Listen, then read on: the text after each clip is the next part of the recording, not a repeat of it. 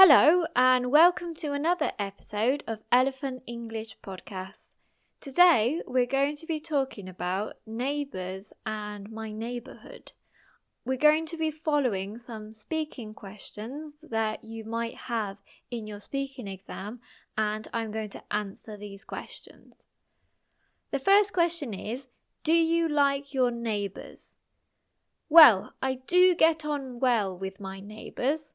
We don't have a close relationship like some people have with their neighbours, but we do help each other out when we need help, and we have a conversation when we see each other in the hallways, but we're not exactly friends. The next question is, are neighbours usually close to each other in your country? Yes, I would say that generally in England, people are usually respectful towards their neighbours.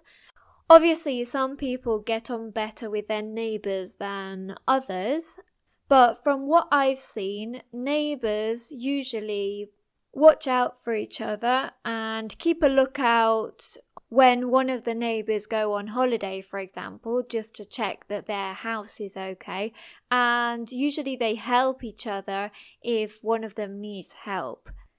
Sometimes there might be a bit of gossip when some neighbours talk about other neighbours and what they're up to, but I think that would happen anywhere. It's always respectful. But I think that people like to know what is going on in their neighbourhood and who is living there. The next question is, what is your neighbourhood like? Well, my neighbourhood is basically lots of blocks of flats. There aren't many houses at all because it's in a city. But the good thing is that there isn't a lot of traffic as it isn't on a main road. So it's a lot less noisy in that aspect, and it's quite calm compared to other areas of the city.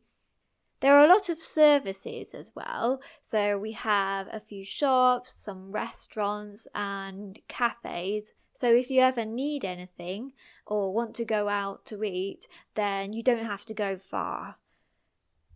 As we all live in flats and we are very close together, we have a lot of neighbours.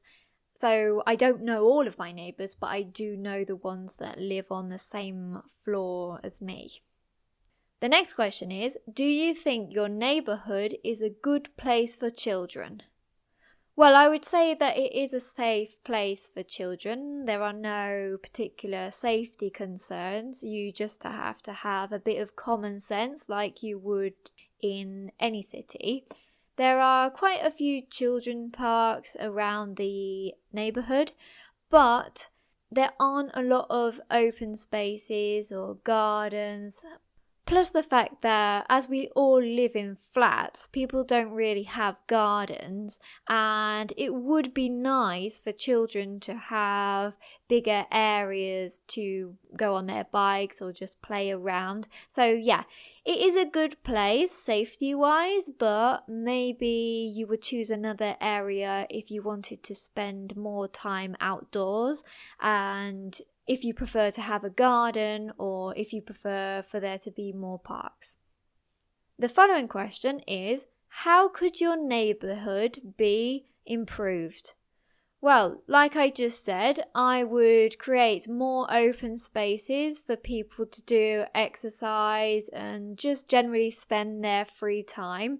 So it would be nice to have an area where you could go and have a picnic or go cycling or running after work or at the weekends, because we haven't really got that type of area.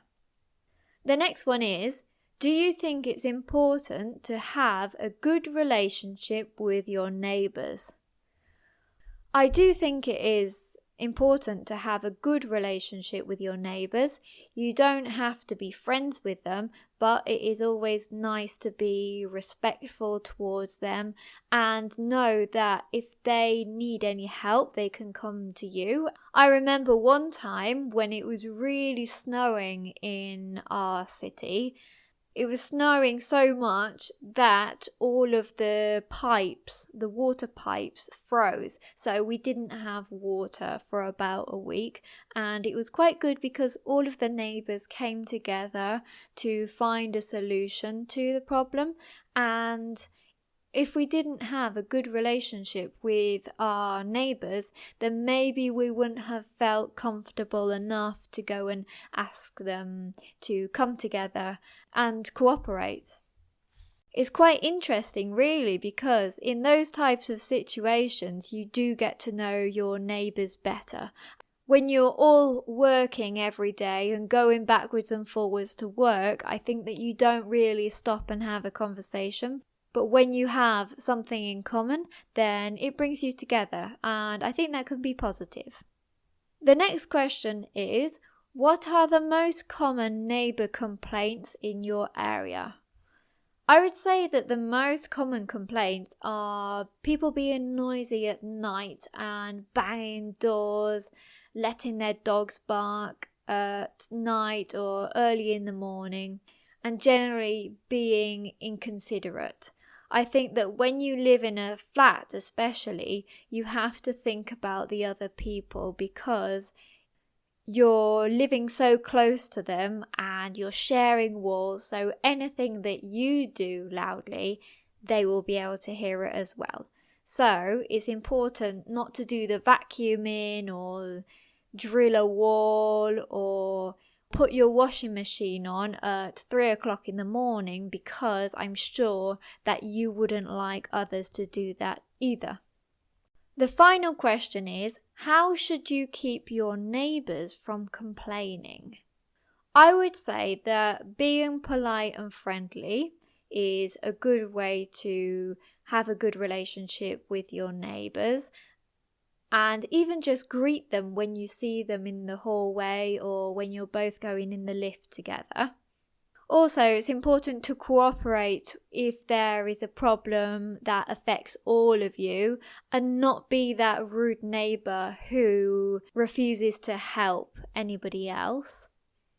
But the main thing is to be considerate and aware of the noise that you're making and to react well if somebody does have a complaint. So you should accept the complaint and try to do something about it rather than argue with the neighbour, because you don't really know how many years you're going to have to live with them in the same building. So you just have to be careful and avoid causing trouble. So in today's video, we've talked about my neighbours and my neighbourhood. If you have enjoyed this video, please give it a thumbs up and subscribe to my channel, because I make a lot of these videos on different topics. Thank you very much, and I'll see you in the next video.